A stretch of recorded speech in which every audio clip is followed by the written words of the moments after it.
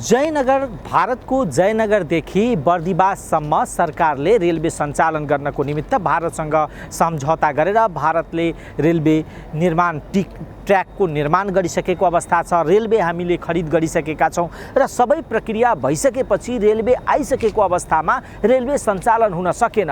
एकपटक ल्याइयो र देखाइयो जनतालाई कि रेलवे यस्तो छ, हामीले खरिद गरेको रेलवे यस्तो हो, तर रेलवे सञ्चालनमा आएन। आम जनताको जिज्ञासा त्यही थियो, रेलवे कहिले चल्छ। दुरुस्त अवस्थामा थियो र रेलवे सञ्चालन नभएको अवस्थामा वा रेलवे सञ्चालन नहुन गएको कारणले, हुन नसकेको अवस्थाका कारणले रेलवेको ट्र्याकहरू सबै अवस्था भताभुङ्ग भइसकेको अवस्था थियो। विभिन्न ठाउँमा त्यसका लिकहरू उक्किसकेको अवस्था थियो। तर आज रेलवेले आफ्ना स्पिड टेस्ट गरेको छ। आज जयनगरदेखि कुर्थासम्म स्पिड टेस्ट गरेको छ र स्पिड टेस्ट गरेर रेलवेका जुन प्रक्रियाहरू छन्, सञ्चालनका प्रक्रियाहरू, त्यसको विषयमा आज हामीले रेलवेको स्पिड टेस्ट कसरी गर्यो हामी यो तपाईँलाई देखाउँछौँ भने रेलवेका महाप्रबन्धक गुरु भट्टराईसँग कुराकानी गरेर रेलवे कहिलेदेखि सञ्चालन आउँछ तपाईँहरूलाई जानकारी दिन्छौँ। जनकपुर जयनगर रेलवे सेवाको ट्र्याक स्पिड परीक्षण गरिएको छ।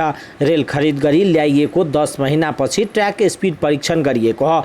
नेपाल रेलवे कम्पनीका महाप्रबन्धक गुरु भट्टराईले जनकपुर जयनगर रेलवे सेवा सञ्चालनका लागि आइतबार रेलवे ट्र्याकमा स्पिड परीक्षण गरिएको जानकारी दिनुभयो। उहाँले रेलवे सञ्चालनका लागि आवश्यक तयारी थालिएको र केही प्राविधिक कार्यहरू गर्ने अन्तर्गत नै यो परीक्षण समेत गरिएको जानकारी दिनुभयो।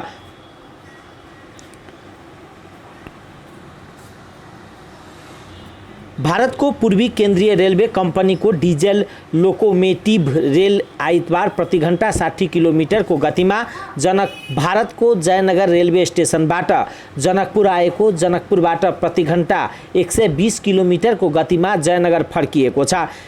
ट्र्याक स्पिड परीक्षण रेलवे सेवा सञ्चालन गर्नु पूर्वको महत्त्वपूर्ण प्रक्रिया रहेको उहाँले जानकारी दिनुभयो।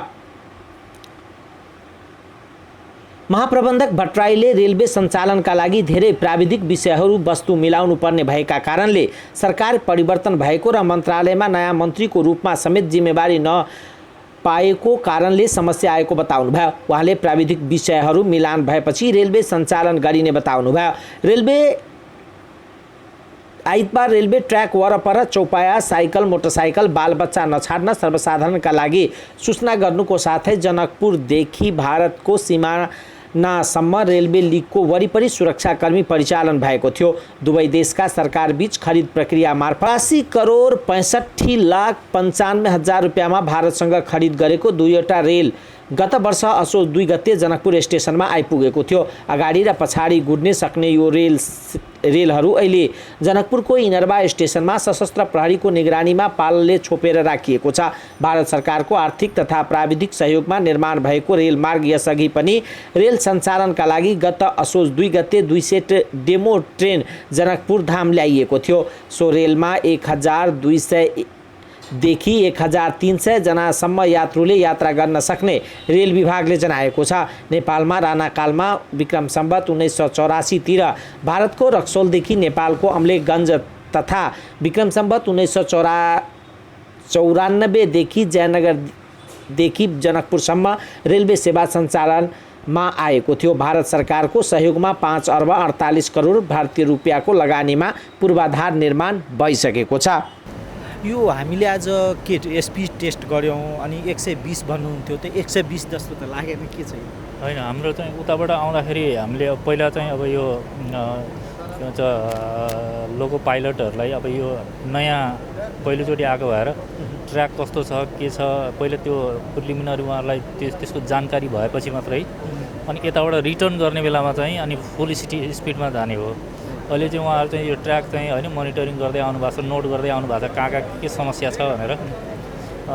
त्यो सँगसँगै अब अनि चालक दलको टिमले पनि अब हाम्रो ट्र्याक चाहिँ कहाँ कस्तो छ होइन, लेभल क्रसिङहरूको स्थिति के छ त्यो मोनिटर गर्दै गर्दै बिस्तारै अहिले आएको। हाम्रो अहिलेको एभरेज स्पिड चाहिँ 60 किलोमिटर थियो। समस्या के देखियो पहिलो जुन यो टेस्ट गऱ्यौँ हामीले, समस्या के देखियो? अब यहाँ विभिन्न ठाउँमा जस्तो लेभल क्रसिङहरूमा जहाँ चाहिँ गेटहरू छ त्यो ठाउँमा अलिकति चाहिँ अब यो भाइब्रेसन हुने, जर्क हुने, अनि अलिकति वेबी भएको होइन, त्यो ट्र्याक चाहिँ अलिकति वेब भएको, अनि त्यसले गर्दाखेरि जर्कहरू आउने त्यो खालको स्थिति देखिया छ। एक दुई ठाउँमा त्यो स्थिति देखिया छ। त्यसलाई करेक्सन गर्नुपर्छ हामीले होइन। पछि चाहिँ हामीले सञ्चालन गर्दाखेरि त्यो करेक्सन गर्नुपर्छ। त्यो ट्र्याकमा चाहिँ कहाँ के समस्या छ भन्ने करेक्सन गर्नको निम्ति पनि यो महत्त्वपूर्ण हुन्छ। यो अर्को कुरा चाहिँ अब हाम्रो यो नयाँ ट्र्याक भएको भएर यसले चाहिँ कति धान्छ, भोलि चाहिँ एकदम स्पिडमा चल्दाखेरि ट्र्याक चाहिँ के अरे ओभररन हुने हो कि भन्ने त्यसलाई सर्टिफाई गर्नलाई पनि यो चाहिँ पर्फेक्ट छ है। अब सेफ्टीको हिसाबले चाहिँ अब ट्रेन सञ्चालन गर्नलाई यो संरचना चाहिँ ठिक छ भनेर सर्टिफाई गर्नको निम्ति पनि यो एउटा फर्मल प्रक्रिया पनि हो होइन। यो मस्ट हुन्छ। यो रेल सञ्चालनभन्दा जसरी अगाडि हामीले यो ल्यायौँ नि अहिले जयनगरदेखि यहाँसम्म ल्यायौँ, तत्काल हामीले भारतसँग सहकार्य गरेर यहाँ ल्यायौँ, कर्मचारीहरूलाई राख्यौँ। कति कर्मचारी छ र आम जनताको जिज्ञासा के हो भने यो कहिलेसम्म चल्छ? अनि यसमा चाहिँ अब यो हेर्नुहोस्, अब समस्या हामीसँग के थियो भनेर भन्दाखेरि रेल सञ्चालन गर्ने कुरा एक त नेपालको निम्ति आफै पनि एकदम नयाँ विषय हो।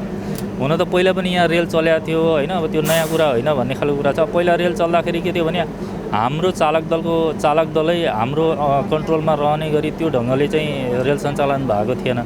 उतैबाट चाहिँ इन्जिन आएको थियो होइन। उतैबाट रेल चाहिँ भारतबाट अनुदानमा आयो, अनि उतैतिरबाट चालक दलका सदस्य पनि उहाँहरूले नै पठाइदिएर अनि त्यसपछि चाहिँ यहाँ रेल सञ्चालन भइरहेको थियो। अब अहिले हामीले त के भने रेल हाम्रो आफ्नै हो र हाम्रै व्यवस्थापनमा रेल सञ्चालन गर्नु पऱ्यो। र अहिले फेरि अब प्रविधि पनि अलिकति फरक भएको भएर, अलिक उच्च प्रविधियुक्त भएको भएर अनि त्योसँग गाँसिएका अरू सबै सेफ्टी सेक्युरिटीका विषयहरू सबै सम्बोधन गर्नुपर्ने त्यो विषय अब हामीलाई धेरै जानकारी नभएको कारणले गर्दा पनि रेल भएपछि त चढिहाल्यो। अब रेल ल्यायो, अब त्यसपछि पाइलट ल्याएपछि त रेल दौडिहाल्छ भन्ने खालको जुन बुझाइ हो हामी कहाँ, त्यो बुझाइ हामी कहाँ अब त्यो किन रेल सम्बन्धी ज्ञान नभएर त्यस्तो भएको हो। वास्तवमा रेल सञ्चालनको पूर्व तयारीको निम्ति गर्नुपर्ने थुप्रै विषयहरू बाँकी थिए। अहिले अब के बाँकी छ ल? अब सञ्चालनको निमित्त हामीले के गर्नुपर्ने बाँकी छ? अब हामीले अहिले चाहिँ के भने अब रेल हामीसँग छ, कर्मचारी व्यवस्थापन हामीसँग भइसकेको छ र भारतसँग चाहिँ हामीले अब मुख्य चाहिँ चालक दलसँग यो रेल सञ्चालनसँग गाँसेका मुख्य प्राविधिकहरू भारतको कोन रेलवेसँग जोसँग हामीले चाहिँ रेल खरिद गरेको उसैको चाहिँ कम्पनी चाहिँ भारतको सरकारी कम्पनीको टिम 26 जना चाहिँ उहाँको जनशक्ति आउनुहुन्छ। अनि त्यसपछि हाम्रो रेल मर्मत गर्ने, अनि यो ट्र्याक मर्मत गर्ने, सिग्नल सिस्टम मर्मत गर्ने, हाम्रो कर्मचारीलाई तालिम दिने, अनि हरेक कर्मचारीको जिम्मेवारी के हो भनेर त्यसको प्रोटोकल बनाउने, अनि त्यसपछि रेल सञ्चालनसँग सम्बन्धित इक्विपमेन्टहरू भनेको अरू मेसिनहरू पनि चाहिन्छ। जस्तो चाहिँ अब हामीले चाहिँ रेल मर्मत गर्न जानु पऱ्यो भने त गाडीमा त रेलको लिकमा जान सकिँदैन। भनेपछि मर्मत गर्ने चाहिँ इक्विपमेन्ट चाहिन्छ हामीलाई। त्यो इक्विपमेन्ट भनेको रेल जस्तै हुन्छ, त्यो खरिद गर्नु पऱ्यो। अरू चाहिँ ट्रलिजहरू खरिद गर्नु पऱ्यो, अरू टुल्सहरू खरिद गर्नु पऱ्यो।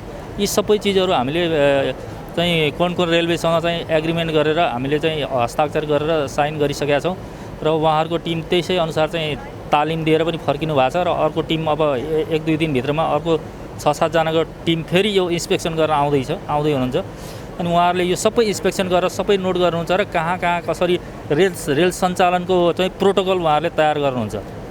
अनि त्यसलाई अब हप्ता 10 दिन लाग्ला। अनि त्यसपछि चाहिँ उहाँको पुरा टिम चाहिँ यहाँ आउँछ र हाम्रो जनशक्ति त अलरेडी हामीसँग तयार नै छ। अब मुख्य कुरा चाहिँ हामीले के बाँकी भयो भन्दाखेरि अब भारत सरकारले निर्माण गरेको संरचनालाई विधिवत रूपमा चाहिँ हस्तान्तरण गर्ने, नेपाल सरकारले लिने र अनि त्यसपछि चाहिँ विभिन्न अब एसओपी छ हाम्रो त standard operating procedure cross border चलाउनु पर्ने भएको भएर त्यो भारत सरकार र नेपाल सरकारको तर्फबाट चाहिँ इन्डोर्स भइसकेको छ, त्यसलाई स्वीकृति प्रदान भइसकेको छ। त्यसको एक्सचेन्ज हुन्छ हाम्रो चाहिँ अब मन्त्रालय स्तरमा त्यो डकुमेन्ट एक्सचेन्ज गर्ने कुरा भयो। कोर्टसँगको एग्रिमेन्ट एक्सचेन्ज गर्ने कुरा छ होइन। यो सबै भइसकेपछि अनि त्यसपछि चाहिँ यो संरचना हाम्रो स्वामित्वमा आउँछ। अनि त्यसपछि हामी रेल सञ्चालन गर्छौँ। अब अहिले चाहिँ के भयो भने हामीले रेल सञ्चालन चाहिँ ठ्याक्कै यही आजभोलिको आसपासमा हामी सुरु गर्छौँ भनेर तयारी गरिरहेका थियौँ। हाम्रो तालिम पनि 25 मै सकिया हो। अब बिचमा अलिकति अब अचानक चाहिँ के भने अब मन्त्रालय खाली भयो, सरकार परिवर्तन भएको हिसाबले, नेतृत्व खाली भएको हिसाबले अब यो हाम्रो भन्दा पनि के भने सरकारकै स्तरबाट चाहिँ अब यो नयाँ चिज पनि भयो र अलिकति बढी महत्त्व पनि भएको भएर सरकारकै स्तरबाट उद्घाटन गर्नुपर्ने र भारत सरकारको पनि यसमा चासो भएको भएर उहाँहरूको पनि लगानी छ, यत्रो लगानी गर्नुभएको छ, यति सहयोग गर्नुभएको छ र उहाँहरूले पनि अब यो चाहिँ अब सञ्चालन गर्ने भन्दाखेरि उहाँहरूलाई पनि गर्वको विषय हो र उहाँहरूको पनि भूमिका के हुने भन्ने कुरा अब हामीले भारतीय दूतावाससँग छलफल गरेका छौँ। तर ठ्याक्कै अब हाम्रो यही मोडालिटीमा चाहिँ उद्घाटन हुने भन्ने कुरा चाहिँ उहाँहरूले अहिले भनिसक्नु भएको छैन, किनभने हामीले चाहिँ ठ्याक्कै तय नगरिसके हाम्रो हस्तान्तरण गर्ने बेलामा चाहिँ अनि मोडालिटी हामी तय गरौँला भन्ने थियो होइन। तर अब यो बिचमा अहिले चाहिँ के हो भने अब मन्त्रालय खाली भयो अनि नेतृत्व नभएको हिसाबले गर्दाखेरि हाम्रो यो प्रक्रिया अलिकति डिले हुन्छ कि जस्तो छ। तर मन्त्रालयमा नेतृत्व आउने बित्तिकै हामी हस्तान्तरणको प्रक्रिया छिटै तत्कालै हामी भन्न सक्दैनौँ। अब मन्त्रालयमा कहिले आउनुहुन्छ भन्ने कुरा मैले भन्न सक्ने कुरा भएन होइन। अब मन्त्रीज्यू त्यहाँ मन्त्रालयमा आइसकेपछि र अनि सरकारले एउटा खालको चाहिँ निर्देशन, सरकारबाट निर्देशन प्राप्त भएपछि अनि हामी त्यो प्रक्रियालाई अन्तिम मेरो जिज्ञासा, जसरी यहाँले यसअघि करारमा कर्मचारी नियुक्ति गर्नुभयो, अब त्यो व्यक्तिहरूलाई फेरि भएन अनि त्यो व्यक्तिहरू अल्पत्र भए, तिनीहरूले के अब हामी फेरि त्यही व्यक्तिबाट सुरुवात या त्यही प्रोसेसबाट सुरुवात गर्छौँ कि होइन अब सिद्धियो हाम्रो प्रोसेस? होइन, यस्तो के भयो भन्दाखेरि हामीले चाहिँ वास्तवमा नेपाल सरकारले करारमा कर्मचारी नियुक्ति गर्ने भनेर चाहिँ मन्त्री परिषदले स्वीकृति प्रदान गरेका थियो र त्यसअनुसार चाहिँ हामीले विज्ञापन गरेको हो र विज्ञापन गर्दाखेरि विज्ञापन वास्तवमा व्यापक चाहिँ हाम्रो एप्लिकेसन परेको पनि हो। 30-32 हजार कति एप्लिकेसन परेको थियो। अनि यो एप्लिकेसन परेर अनि त्यसपछि हामी चाहिँ अब एप्लिकेसन छानबिनको चरणमा प्रवेश गर्ने बेलामा लोकसेवा आयोगले हामीलाई पत्र लेखेर चाहिँ यो भर्ना प्रक्रिया स्थगित गर्नु भनेर चाहिँ त्यति बेला चाहिँ हामीलाई पत्र पठायो। हामीले 2-3 पटक चाहिँ गएर उहाँहरूसँग 3 पटकै जस्तो लाग्छ मलाई हामी गएर चाहिँ त्यहाँ छलफल गऱ्यौँ र हामीले करारमा कर्मचारी लिनुपर्ने बाध्यता हामीसँग के थियो भनेर भन्दाखेरि हामीसँग अब संरचना लगभग तयार स्थितिमा छ, रेल हामीले लिएर आइसकेका छौँ। अनि कर्मचारी भनेको अब नयाँ रेलको विधामा कर्मचारी लिने भनेको यो विशुद्ध नयाँ विषय भयो। अब त्यसको निम्ति त पाठ्यक्रम तयार गर्नु पर्यो होइन। अनि त्यसपछि अनि पाठ्यक्रम प्रकाशित गरेर अनि मान्छेले पढ्न पर्यो।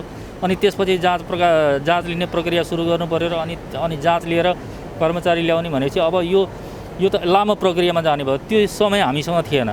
अनि हामीले उहाँलाई के भन्यो भने साइड बाई साइड लोकसेवाले आफ्नो स्थायी प्रक्रिया त्यताबाट सुरु गरौँ, हामी पाठ्यक्रम पनि बनाउन सुरु गरौँ होइन तत्कालै। र अनि अहिले रेल तत्काल सञ्चालन गर्नुको निम्ति अल्टरनेटिभ हामीले करारमा भए पनि यसलाई चाहिँ रेल सञ्चालन गर्दै गरौँ भन्ने हिसाबले हामीले चाहिँ असोजतिरैबाट विज्ञापन सुरु गरेको। तर उहाँले त्यसरी रोकिदिएपछि हामीले सोचेको टोटल चाहिँ त्यो रोड म्याप चाहिँ खलबलिसकेपछि अब करारमा कर्मचारी नियुक्त गर्न नमिल्ने वास्तवमा लोकसेवा आयोगको अधिकार क्षेत्रको विषय नै थिएन त्यो। किन करारमा कर्मचारी नियुक्ति गर्ने कुरा लोकसेवाले गर्ने विषय पनि होइन, त्यो सरकारले निर्णय गर्ने विषय थियो। लोकसेवाले चाहिँ अब के भने हस्तक्षेप, एक खालको हस्तक्षेप भन्छु म त्यसलाई होइन। अब विभिन्न कारणले चाहिँ अब उहाँहरूको अब के मिलेन थाहा छैन, तर एउटा हस्तक्षेपकारी भूमिका भयो। अब त्यो बेलामा चाहिँ संस्थाहरू बिचमा किन कन्फ्रन्टेसनमा जाने भनेर अनि हामी पनि चुप लाग्यौँ। ल ठिकै छ नि त, निर्देशन भयो, अब अर्को बाटो खोजौँला भनेर। अनि त्यसपछि हामीले अब नेपाल सरकारको निजामतीबाटै चाहिँ अब फाजुलमा रहेको कर्मचारी सडक विभागबाट अथवा भौतिक मन्त्रालयबाट चाहिँ तानेर चाहिँ कति तान्न सकिन्छ, त्यसपछि बाँकी चाहिँ अरू चाहिँ खोजेर भए पनि सञ्चालन गर्नुपर्छ भनेर भनेको थियो। सडक विभागबाट 45-50 जना जति आउनु पनि भएको थियो। अनि त्यसपछि उहाँहरूलाई हामीले हेरेको अब सडक विभागमा हामीलाई ठ्याक्कै चाहिने खालको जनशक्ति चाहिँ एकजना पनि भेटिएन। जस्तो के भनेदेखि हामी कहाँ अब सबै कुरा चाहिँ अफिसमा बसेर गर्ने काम सबै चाहिँ कम्प्युटर स्किल नभएको मान्छेले केही पनि गर्न सक्दैन। अहिले अब पुरानो जस्तो रेल होइन, स्टेसन मास्टरले कम्प्युटरमै बसेर कन्ट्रोल गर्ने हो रेल होइन। टिकटिङ गर्ने मान्छेहरू अब कम्प्युटरमै अनलाइन टिकटिङ हुन्छ, अरू सबै प्रक्रियाहरू कम्प्युटराइज भएको भएर अनि उहाँहरू कम्प्युटर नजानेको मान्छे सबै आइदिएपछि अनि हामीलाई त त्यो केही पनि काम लागेन। त्यस कारणले हामी सबै मान्छेलाई फिर्ता पठाउनु पर्ने भयो। फेरि हेर्नुहोस्, अब तेस्रो चरणमा के हो त भनेर भन्दाखेरि अब फेरि पनि हामीले चाहिँ सरकारसँग स्वीकृति लिनु पऱ्यो कि अब बाहिरबाट मान्छे चाहिँ राख्नलाई हामीलाई स्वीकृति दिनु पऱ्यो भनेर फेरि मन्त्री परिषदबाट स्वीकृति लिएर अनि त्यसपछि हामीले चाहिँ विभिन्न चाहिँ अब यो सम्पर्क माध्यमबाट अनिखेर यो ज्यालादारीमा भने दैनिक कामकाज गर्ने गरी अहिले हामीले खटाएर छौँ र तालिम पनि दिएको छौँ। र कति चाहिँ हाम्रो रेल विभागको साथीहरू पनि खटिनु भएको छ यहाँ होइन। 6-7 जना रेल विभागबाट पनि हुनुहुन्छ। अनि हाम्रो अब 10-11 जना पुरानो रेलवेको हाम्रो कर्मचारी आज जसरी हामीले स्पिड टेस्ट गऱ्यौँ नि, त्यसबाट आशा गर्न सकिन्छ अब निकट भविष्यमा छिटो रेल सञ्चालन हुन्छ भनेर? एकदम। अब यो चाहिँ के भने यो अन्तिम तयारी हो भनेर बुझ्नुपर्छ होइन। यो स्पिड टेस्ट भनेको अब यो चाहिँ अब तयारी पूर्वक हो, ठ्याक्कै यसको सर्टिफिकेसन गर्ने होइन। अनि त्यसपछि अनि उता चाहिँ कोन रेलवेको टिम यतातिर आउने यो प्रक्रिया अब सुरु भयो होइन। त्यसैले अब हामीले वेट गर्ने भनेको चाहिँ एउटा मात्रै चिज हो, अब सरकारको तर्फबाट चाहिँ हामीलाई अब निर्देशन एउटा चाहिँ ल अब हस्तान्तरणको प्रक्रियालाई अब सुरु गर्ने अनि त्यसपछि अब उद्घाटन गर्ने भन्ने खालको एउटा निर्देशन आयो अब मन्त्रालय स्तरबाट सरकारको स्तरबाट भने अनि हामी तत्काल किकअप गर्छौँ। हस् धन्यवाद, थ्याङ्क यू। भ्याकेन्सी अब रद्द भइसकेको छ, त्यसमा जसले भरिया छ त्यसको पैसा फिर्ता हुन्छ कि हुँदैन? एकदमै हुन्छ। यो अहिले के भएको छ भन्दाखेरि अब यो फिर्ता गर्ने भन्ने कुरामा कुनै डाउटै भएन। खालि हामीले के प्रक्रियाबाट फिर्ता गर्ने भन्ने कुरामा चाहिँ अहिले छलफल चलिरहेको, हामी ब्याङ्कसँग कुरा गरिरहेका छौँ। किनभनेदेखि 32,000लाई इन्डिभिजुअल मान्छेलाई चेक काटेर दिने सम्भव हुँदैन होइन। त्यसकारणले अब ब्याङ्कसँग हामीले कोअर्डिनेसन गरेर अब एप्लिकेसन मागेर कसको छ ओरिजिनल चाहिँ अब भाउचर चाहिँ पेस गरेर अनि त्यो लिइसकेपछि अनि हामीले एउटै उसमा चाहिँ धेरै लिस्ट बनाएर अनि ब्याङ्कलाई चाहिँ अनि अब फेरि समस्या के पनि छ भन्दाखेरि अब धेरै जसोको ब्याङ्क खाता पनि नहोला होइन। ब्याङ्क खाता नभएपछि अब क्यास दिन मिल्दैन होइन, अब क्यासको कारोबार गर्न मिलेन सरकारी निकायले। त्यसैले अब त्यो खालको समस्या छ, त्यसलाई अब कसरी एड्रेस गर्ने भन्ने कुरा अब हामी ब्याङ्कसँग छलफल गरिरहेछौँ, त्यसलाई हामी फिर्ता गर्छौँ। धन्यवाद।